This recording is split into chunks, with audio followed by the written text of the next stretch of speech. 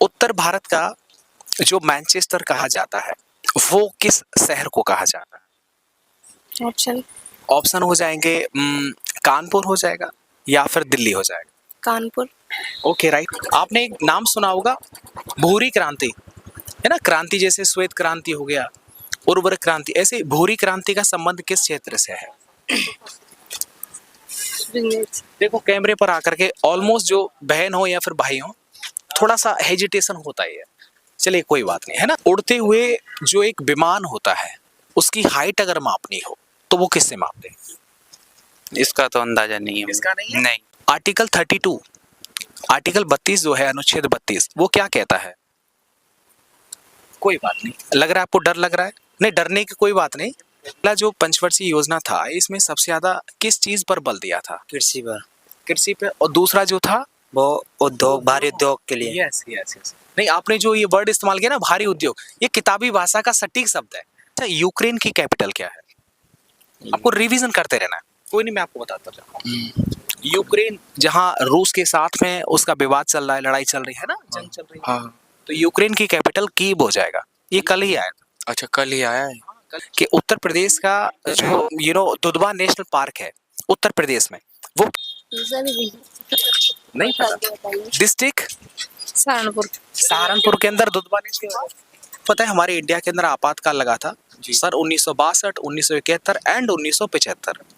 तो 1962 में जो इमरजेंसी लगी थी वो किन दो देशों के बीच में जब युद्ध हुआ था तब लगी थी? 1962। 1962। 1962 यानी कि दो देश थे ना? हाँ, दो देश थे, मतलब उनमें भारत कॉमन था। हमारे इंडिया में आपातकाल लगा मतलब इंडिया से ही किसी की लड़ाई हुई। पाकिस्तान। कोई बात नहीं, मैं आपको बता देता हूँ। ये हुआ था भारत और चीन के साथ में सन 1962। 62 में जो क्या नाम आपका? अश्वनी। नवाबों का जो शहर जिसे बोलते हैं वो कौन सा है? श्रीनगर। नहीं, लखनऊ या दिल्ली? लखनऊ। मतलब आपको अगर ऑप्शन मिलेंगे तो आप आराम से कर लेंगे। आपको पता है जिस राज्य के अंदर आप एग्जाम देने के लिए आई हैं वो राज्य उत्तर प्रदेश से कब कब अलग हुआ था? ऑप्शन में आप कोई बात नहीं। 1947 में या सन 2000 के अंदर?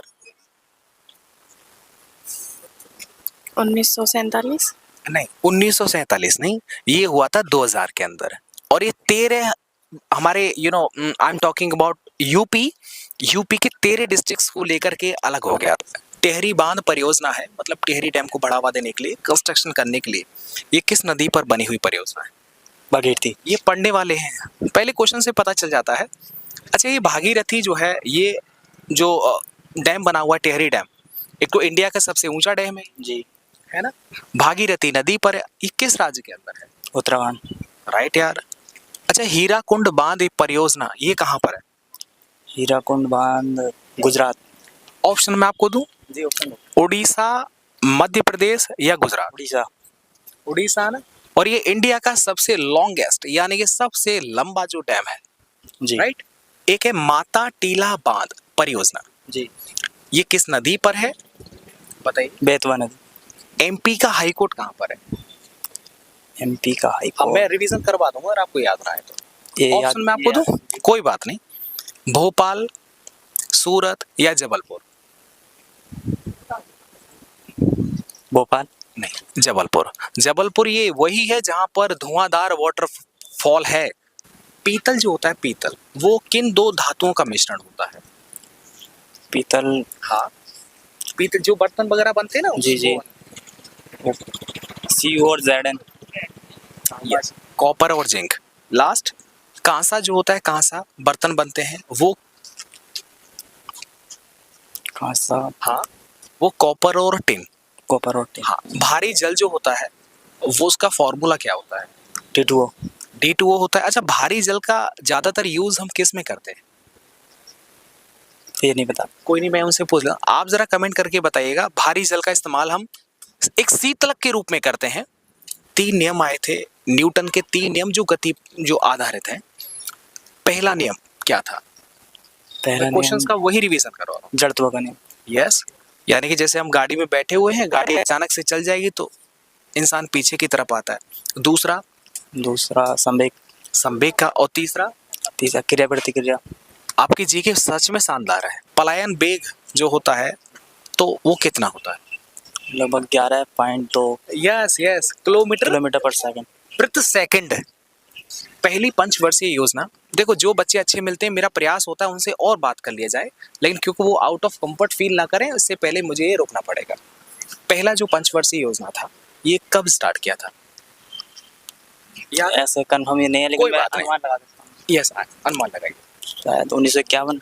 आपका अनुमान एकदम तुक्का भी सही है। किस मॉडल पर आधारित था? मॉडल अभी याद नहीं कर पा रहा, लेकिन मैंने पढ़ा। कोई जी भैया, हेराडो या महानलोविस? सेकंड था। क्या था? हेराडोमर था, वो सेकंड था, द्वितीय वाला। अच्छा, द्वितीय महानलोविस था, है ना? पहली पंचवर्षीय योजना। आप भी एग्जाम देने के लिए आए इसलिए आपने टोक दिया। तो जैसे पहला वाला जो पंचवर्षीय योजना था, नाम बताइए पहले आप। योगेश कुमार। जनजातियों से 3 सवाल। जारवा जनजाति हमारे भारत में किस जारवा तो कंफर्म नहीं है। कोई बात नहीं, ये अंडमान निकोबार में है। आप कुमार गौरव सर को जानते हो? जी सर। करंट अफेयर पढ़े हो? जी सर। हाँ, उन्होंने बताया था।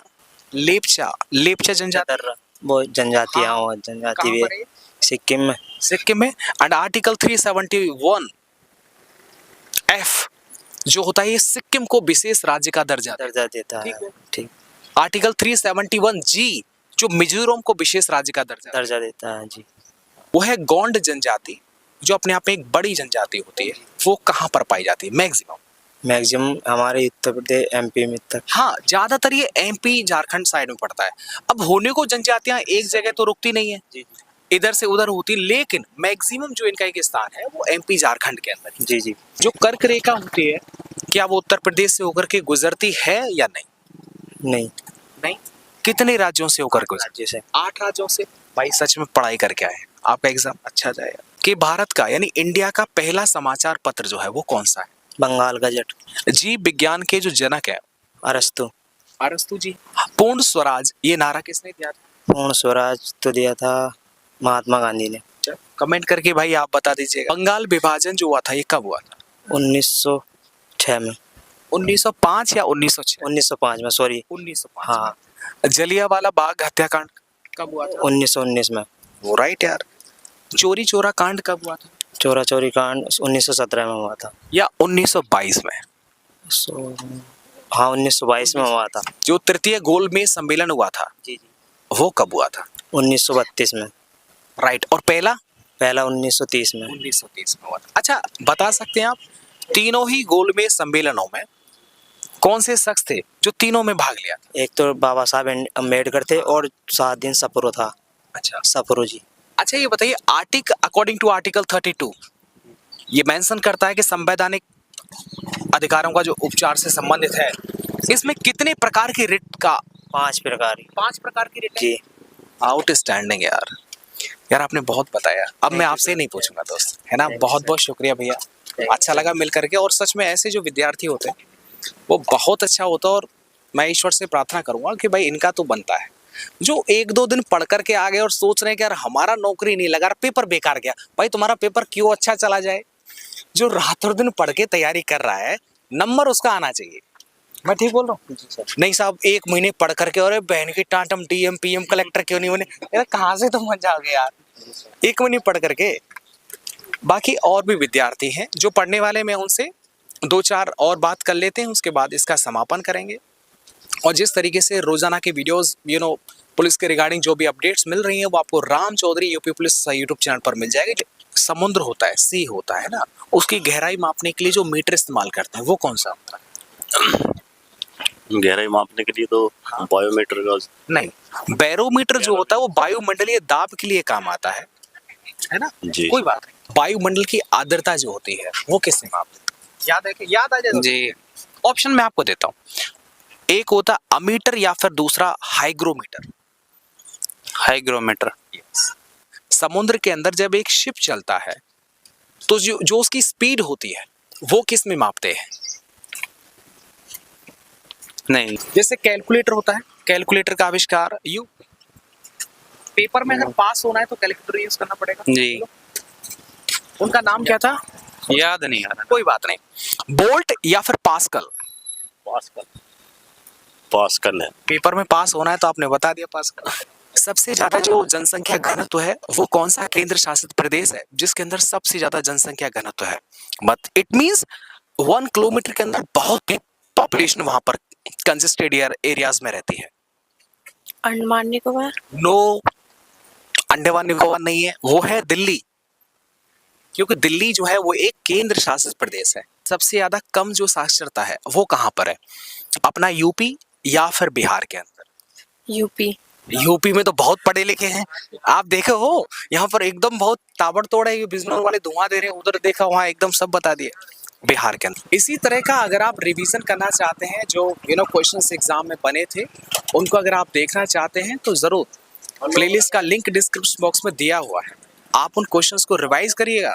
आपका एग्जाम किसी का भी हो, वो स्पेशली यूपी होम गार्ड का हो, UP police constable, UPSI, CHSL and MTS, किसी का भी एग्जाम हो, उन एग्जाम के लिए ये सारी वीडियोस बहुत जरूरी है। Thank you.